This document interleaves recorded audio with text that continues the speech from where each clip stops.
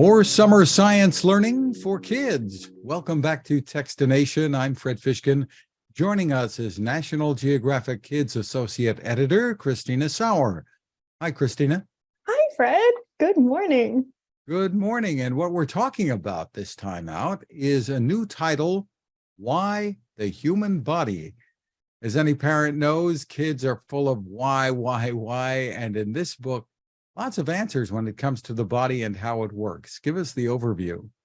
Yeah, so this is kind of our companion to our best-selling Why, over 1,111 answers to pretty much everything you want to know. And from that book, we broke it down into chapters of animals, human body, and other subjects. And we thought kids absolutely love learning about the human body, and they're always asking questions about it. So why don't we do a shorter, smaller, more compact subject matter book? And that's where Why came out of. So there's over 99 questions and answers to pretty much anything a kid's going to ask you, and as an adult, stump you on, that you might need a resource too. So we talk about everything from your genes to anatomy to the future of our bodies and human technology related to it.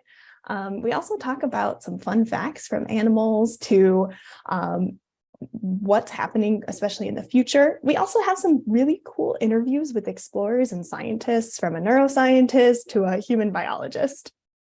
And kids can be pretty straightforward when it comes to questions about anything. But some of the things that you cover in here, like why don't I have fur? Why don't I have a tail? Things exactly like that. And parents, as you said, might be scratching their heads. Oh, and that's what we did. We unabashedly said, we're going to ask some of the hard questions that we know you're going to get, or that a kid's asking themselves. Everything from, honestly, why does my pee change colors, to, why is my blood red, or why do I have eyebrows? And like you said, hair.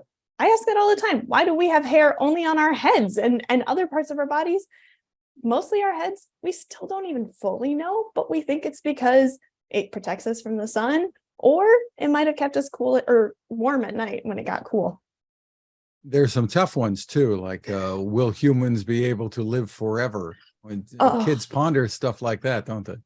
Oh, they really do. And one of the great things at Nat Geo Kids is we talk about really complex subjects in a really simplified, easy way, but we never shy away from the really hard words. So the kids who will read that section, it actually talks about, we don't know if we'll be able to live forever. We don't even know why we honestly have an expiration date sometimes, but we talk about the telomeres and potentially that might be something in the future that we realize that they keep shrinking, and that's related to age, and talking about these subjects with kids. So maybe they don't fully grasp it in that moment, but then when they go to school later on in life and go, oh my gosh, I've already had an introduction to this. I knew that answer.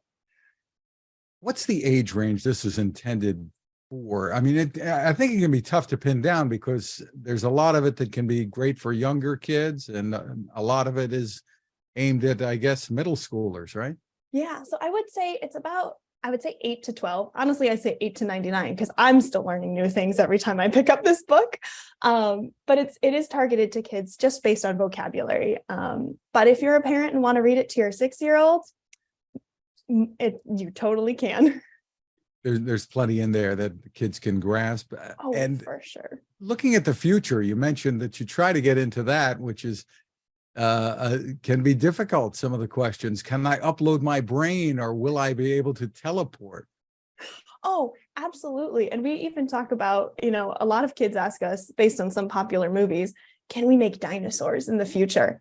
And we understand that a lot of these questions we don't have answers to, but because they've posed those questions and other scientists have posed those questions, someone's out there doing research on it. So we kind of give them a little insight into what's happening in the world when it comes to those questions like, can I upload my brain? We don't think so yet, but maybe. Take us a little bit into the inside process and in creating these books, and trying to sift through what to include and what not to include.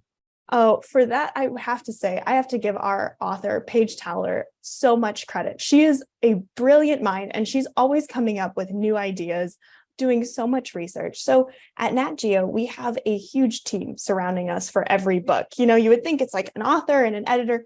really there's so many people whose hands are at work. There's a designer, there's a photo editor, that we actually get experts from the field and fact checkers who reach out.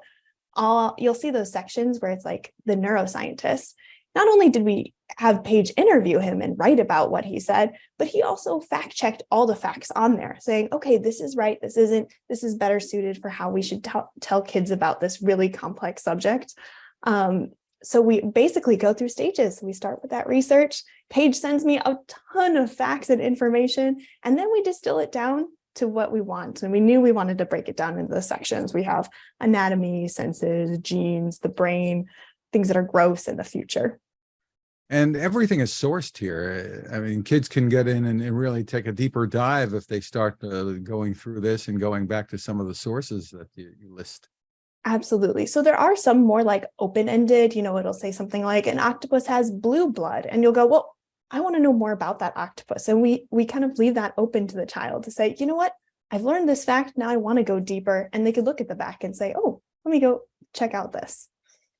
Well, congratulations on the work that you and the team are doing there. The title again is Why the Human Body from Nat Geo Kids. Christina Sauer, thanks for spending time with us. Thank you so much. It was such a pleasure to be here.